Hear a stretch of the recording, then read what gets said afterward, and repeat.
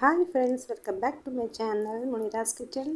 இப்போ நம்ம கிச்சனில் சூப்பரான அந்த ஹெல்த்தியான ஒரு ஈஸியான வெஜிடபிள் பிரியாணி எப்படி செய்கிறது பார்க்கலாம். அதுவும் குக்கரில் ரொம்ப ஈஸியாக செய்யலாம்.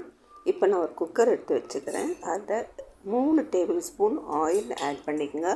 ஆயில் நல்லா சூடாகட்டும். சூடான பிறகு நான் 3 பட்டை, 2 ஏலக்காய், அதுக்கப்புறம் ஒரு அனிசீடு, ஒரே ஒரு பே லீஃப் மாத்திரம் போட்டு நல்லா அதை மிக்ஸ் பண்ணி வதக்கிக்குங்க.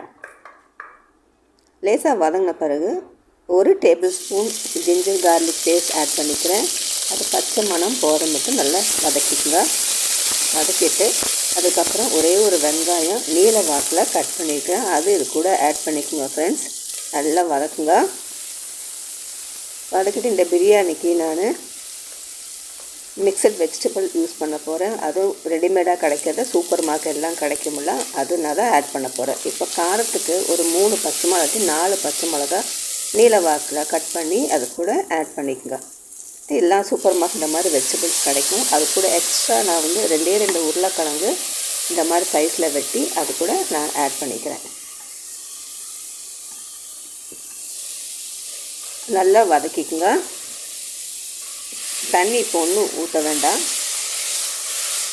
கொஞ்சம் லேசாக வதங்கின பிறகு நமக்கு தேவைக்கு தகுந்த மாதிரி நம்ம சால்ட் ஆட் பண்ணிக்கலாம். சால்ட்டு பார்த்து போட்டுக்கோங்க. லாஸ்ட் நமக்கு பத்தாட்டி தண்ணி ஊற்றும் போது அதை நம்ம ஆட் பண்ணிக்கலாம். இப்போ நல்லா வதக்கிட்டு ஒரு வாட்டி லிட்டு போட்டு மூடி வைங்க. ஒரு 2 நிமிஷத்தில் அது நல்லா வெந்துடும். நமக்கு திறந்து பார்க்கலாம். இப்போ வெஜிடபிள்ஸ் கொஞ்சம் வதங்கின பிறகு நான் 2 தக்காளி கட் பண்ணி இது கூட நான் சேர்த்திக்கிறேன். அதையும் நல்லா வதக்கிக்குங்க. அதுக்கப்புறம் காரத்துக்கு ஒரே ஒரு சின்ன ஒரு டீஸ்பூன் மாத்திரம் போதும். ஏற்கனவே பச்சை மிளகாய் நாங்கள் ஆட் பண்ணியிருக்கிறோம், அதனால் ஒரு சின்ன டீஸ்பூன் மாத்திரம் மிளகு பொடி ஆட் பண்ணிவிட்டு நல்லா அதை வதக்கிக்குங்க. இதுக்கப்புறம் நம்ம கொஞ்சம் புளிப்புக்கு வேண்டி 2 டேபிள் ஸ்பூன் தயிர் ஆட் பண்ணிக்கிறேன்.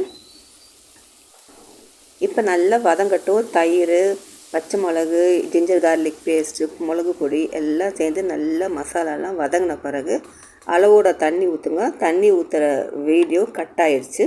அதுக்காக 1 கிளாஸ் அரிசினா 1.5 கிளாஸ் தண்ணி நீங்கள் ஆட் பண்ணிக்கோங்க. ஆட் பண்ணிட்டு நல்லா தண்ணி கொதிக்கட்டும். இப்போ மூடி போட்டு வைங்க. தண்ணி நல்லா கொதிக்கட்டும்.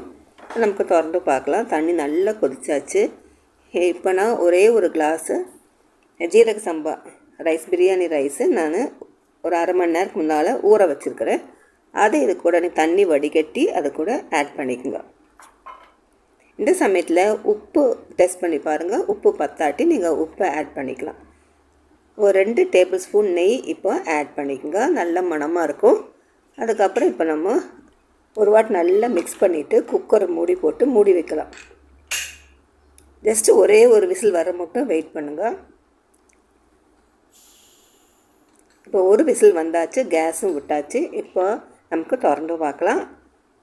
சாப்பாடு ரெடியாக ஆயாச்சு. வெஜிடபிள் பிரியாணி சூப்பராக ரெடியாக இருக்குது. நல்லா பொழுன்னு இருக்குது, ஒன்றோட ஒன்று ஒட்டாமல். தண்ணி நம்ம கரெக்டாக ஊற்றுற காரணம் எல்லாமே கரெக்டாக இருக்கும். இது சூடோட பிளேட்டில் போட்டு பரிமாறுங்க. பரிமாறும் போது கூட உங்களுக்கு தயிர் சட்னியோ இல்லாட்டி புதினா சட்னி என்ன வேணால் வச்சு சாப்பிட்லாம். பிள்ளைகளுக்கு நல்ல இஷ்டமாகும். காரம் கம்மியாக தான் இருக்கும். இந்த வீடியோ பிடிச்சிருந்தா லைக் பண்ணுங்கள், ஷேர் பண்ணுங்கள்.